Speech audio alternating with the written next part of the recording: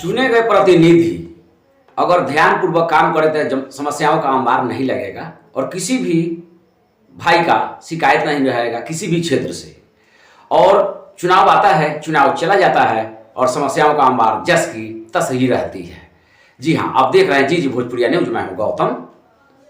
VIP party आरक्षण के मुद्दे पर उत्तर प्रदेश में चुनाव लड़ रही है और आज सुल्तानपुर से कादीपुर विधानसभा क्षेत्र से फौजी संतोष कुमार सोनकर जी नामांकन कराए और इनके साथ सैकड़ों लोग से भी ज़्यादा नॉमिनेशन में शामिल हुए, नामांकन में शामिल हुए। और इनके जो कहना है संतोष कुमार सोनकर जी का कि मैंने 6 महीने से ज़्यादा हो गया क्षेत्रों में भ्रमण करते हुए और लोगों की जो समस्याओं की जो अंबार लगी हुई है, बहुत ज़्यादा समस्याएं हैं। नली गली, रोड, बिजली, पानी, मतलब समस्याओं की अंबार ही अंबार लगी हुई है। लोग जाए तो जाए कहाँ, जनता जाए तो जाए कहाँ, किसको वोट दे, किसके ऊपर भरोसा करे, विश्वास करे। लेकिन फौजी संतोष कुमार सोनकर ने कहा कि वीआईपी पार्टी अगर यहाँ से चुनाव जीतती है कादीपुर विधानसभा क्षेत्र से, तो जो भी समस्याओं का अंबार लगा हुआ है इनको जड़ से मिटाने का प्रयास किया जाएगा और कोशिश किया जाएगा और हर संभव 24 घंटा जनता के लिए तत्पर रहूंगा और लगे रहूंगा।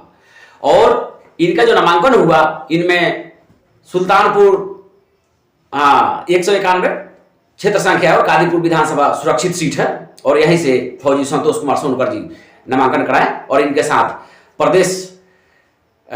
प्रदेश अध्यक्ष शिक्षक श्यामलाल गुरु जी और वीआईपी पिछला वर्ग प्रकोष्ठ के प्रदेश प्रधान महासचिव राम उजागिर यादव जी, राजकुमार गौतम, निषाद विकास संघ के जिला अध्यक्ष संतराम निषाद, निषाद विकास संघ के जिला मीडिया प्रभारी नरेंद्र कुमार निषाद, वरिष्ठ कार्यकर्ता पारसनाथ रामहित, जिला सचिव राकेश निषाद और कादीपुर ब्लॉक अध्यक्ष रमेश निषाद सहित सैकड़ों लोग शामिल हुए इनके नामांकन में फौजी जी के। और फौजी जी दिल में बहुत बड़ा उमंग लेकर के चले हैं कि जनता की समस्याओं का जो अंबार लगा हुआ है इनको बिल्कुल दूर करूंगा और इनके साथ 5 साल कदम से कदम मिला करके चलूंगा।